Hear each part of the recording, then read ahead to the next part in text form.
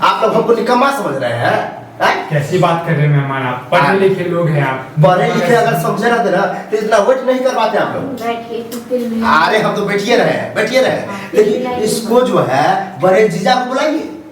बड़े जीजा काम कर रहे हैं। काम कर रहे हैं तो क्या हम यहाँ झक पा रहे बैठ करके? इसका जीजा गछा हुआ था कि साली के तरफ से हम देंगे रुपया। हाँ तो उसको बुला कर कहेंगे तभी शादी होगा। मेहमान हमें पता है 10 लाख रुपए जो है बात हुई थी, जिसमें से 7 लाख रुपए मिल चुका है, 3 लाख रुपए सिर्फ बकाया हुआ है, एक चैन है, एक अंगूठी है, हमें सब कुछ पता है। आपको जब इतना जानकारी है तो फिर इतना लेट क्यों हो रहा है?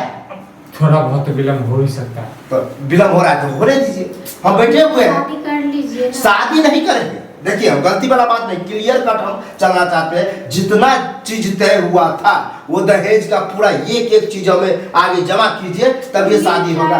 मिल जाएगा ना तो ये लड़का भी मिल जाएगा। जा रहा है, शादी नहीं होगा। रखिए।